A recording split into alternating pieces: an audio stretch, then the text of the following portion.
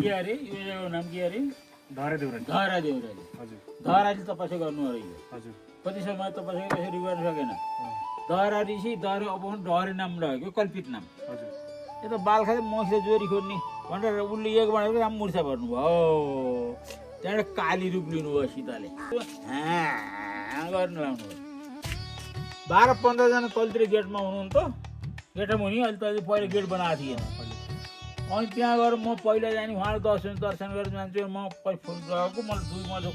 उठ्नै दिनुभएछ अँठ्याएको अँठ्याइ पार्नुभएछ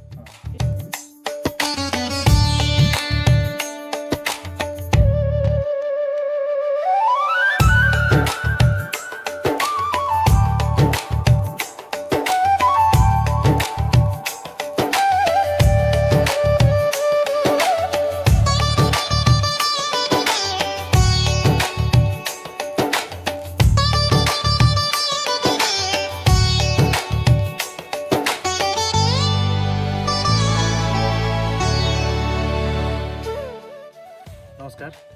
हामी यति बेला पर्वत र स्याङ्जाको सिमानामा अवस्थित डहरे देउरालीमा छौँ योभन्दा एउटा भिडियोमा हामी अगाडिको भिडियोमा हामी यसबारे सबै विस्तृत जानकारीको एउटा भिडियो देखायौँ अब हामी यहाँ अर्को पार्टमा हामी तपाईँहरूलाई देखाउँदैछौँ हामीसँग यहाँ वर्षौँदेखि बस्नुभएका एकजना गुरुबा हुनुहुन्छ जसलाई हामीले भक्ति पनि भनिन्छ भक्तिबा भन्ने चलन हुन्छ गुरुबा हुनुहुन्छ उहाँसँग केही कुराहरू सोध्छौँ उहाँले यहाँको बारेमा बताइदिनुहुन्छ केही हिस्टोरिकल कुराहरू उहाँलाई थाहा छ त्यसबारेमा उहाँ गुरुबाको मुखबाट सुनौँ के अरे यो जग्गाको नाम के अरे धरे देउराली धरा देउराली हजुर धराले तपस्या गर्नु अरे हजुर कति समय तपस्या यसरी गर्न सकेन दहरा ऋषि दहरे अब डहरे नाम रहेको कल्पित नाम हजुर कन्द पुराणे जम्बुद्वीपे भरतखण्डे नेपाल देशे उत्तराखण्डे नीलकण्ठ पर्वते सिद्धेश्वर महादेव थिए काली शक्ति थिए यसको यो जिउराले बढाउन सकिन्न यो देउराली मठमा देउराली आमाको र अनि त्यहाँ पछि यो कल्पितमा त्यहाँबाट यो नीलकण्ठ पर्वते सिद्धेश्वर महादेव काली शक्ति थिए काली कस्तो थिए रामले स्वर्गबाट आउने बेला लक्ष्मीलाई रामले भन्नुभयो ए अनि बर्माजीले भन्थ्यो तिमी काली रूप लिनुपर्ने छ है भन्नुभयो थियो अनि आउनुभयो जनककी छोरी भएर आउनुभयो जनराजाकी अनि रामले विवाह गर्नुभयो रामले विवाह गरेर जाने अब रावणले चाहिँ हराउन न्यु पारेर रावणलाई नमारी नभएको रावण कुम्भकर्ण मार्नमा किन मार्न पऱ्यो पहिला उहाँ विष्णुका ढोकपाले मार्न परेको त्यसमा रामले चाहिँ रावणलाई मार्नुभयो कुम्भकर्णलाई राक्षसी मारियो भनेर रामले भन्नु मारियो छ भन्नुभयो सीताले कहाँ जम्तो गएको त सहस्रसे जमलङ गर्दै हिँड्ने राक्षस रामले एक बाँड हिर्काउनु खालो पनि खोल्थिएन यो त बाल खाँदै मसित जोरी खोज्ने भनेर उसले एक बाँडेको राम मुर्छा भन्नुभयो त्यहाँबाट काली रूप लिनुभयो सीताले उफ्रनु भयो राक्षस मरो पोड्दा शान्ति भएन अनि शिवजी जानुभयो ए आमा शान्ति हुनु यो दुःखसित बनाएको यो पृथ्वी त्यो जाने फेरि बनाउनु सकिन्न शान्ति राम जाग्नुहुन्छ सक्ने खै राम चाहिँ किन जाग्यो मलाई पनि अब सबै बसेपछि किन चाहिँ बुद्धि मलाई उफ्राउनु शिवजी जानुभयो शिवजी गएर जहाँ टेक्नु खै टेक्दै जानुभयो शिवजी थापिँदै जानुभयो उहाँले शिवजीमा थाप्दै जानुभयो अनि जिब्रो काट्नुभयो नभए शिवजीले किन बुझ्यो भनेर जिब्रो काट्नुभएको नकसो कालीको गर्नु लाउनु त्यहाँ पछि गर्दा त्यसो गर्दा केही दिनपछि अनि छिनपछि उहाँको कोड त पनि शान्ति हुँदै गयो रामको मूर्छा पनि खुल्दै गयो खुलेपछि उहाँले बाहुलिकी देवी पोखरा विन्ध्यवासिनी क्वाटे कमक्थे यतिसम्म यसै बनाएको भनेर पाइन्छ तर यसको पाइँदैन यसको यो भित्र यो दरबारभित्र झलल पुगिसक्यो यसको भित्र माथि भौतले मन्दिर बनाएको छन् त्यो मन्दिर श्रद्धाको लागि बनाएका हुन् मूर्ति जुनको डिङ्गाकार उहाँको यो मूर्ति नै मन्दिरै त्यही त्यहाँ पछि त्यो कालीरुम यहाँ आउनुभयो त्यो कालीरुम यहाँको हो क्या बुझ्नु राम्ररी त्यो कालीरुम यहाँको फेरि यो जिउराले यहाँको बनाउन सकिन्न कस्तो रूप लिनुहुन्छ जस्तो रूप लिन सक्नुहुन्छ उहाँले भित्र जाने श्रद्धा राखेर उहाँको विश्वास परेर जाने भरदुर वरदान माग्नुहोस् छोरो भने दिनुहुन्छ स्वास्नी भने दिनुहुन्छ छोरी भने दिनुहुन्छ धन दिनुहुन्छ त्यस्तो छ यहाँको त्यस्तो छ यहाँको बनिसक्यो त्यसो हुनाले यी देवी विश्वकी आमा यहाँको चाहिँ नि जस्तो रूपमा लिन सक्नुहुन्छ यहाँलाई यस्तो उस्तो भनेर हामीलाई जिउरा भन्नु छैन फेरि यसो कहिले हातमा चढ्नुहुन्छ कहिले जाने गोरुमा चढ्ने हुनुहुन्छ कहिले जाने के माथि चढेकी हुनुहुन्छ यस्तो छ यहाँको मैले 12-15 जना तलतिर गेटमा हुनुहुन्थ्यो गेटमा हुने अहिले त पहिला गेट बनाएको थिएन अनि त्यहाँ गएर म पहिला जाने उहाँलाई दर्शन गरेर जान्छु म फोन गएको मलाई 2 महिना उठ्नै दिनुभएछ अँठ्याएको अँठ्याइ पार्नुभएछ त्यस्तो फेरि एउटा जाने यो 2टा भौतले जाने फलेवा काली भौत चिन्नुहुन्छ काली भौत फलेवा काली भौतले जाने आफ्नो आउनु छोरा काली भन्ने राख्नुभयो काली भौत शोभा भौत अनि यी छोराको नाम भौत राख्नु हो त्यहाँ पछि पन्थ सर उहाँले आएर जाने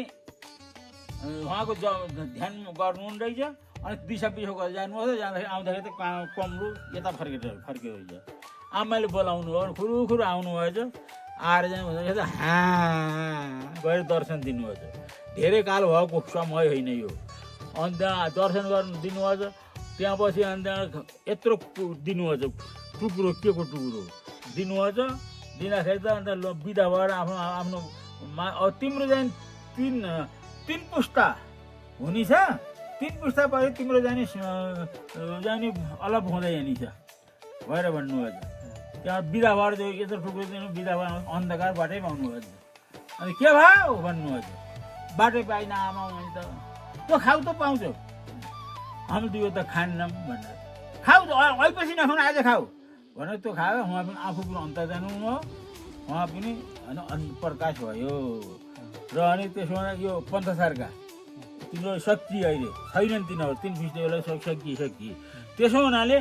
यहाँको यस्तो चरित्र मैले जिउराले बनाउन सकिन्न कि यहाँको चाहिँ आफ्नो जस्तो विश्वास त्यस्तै चाहिँ फेला पार्न सक्नुहुन्छ श्रद्धाले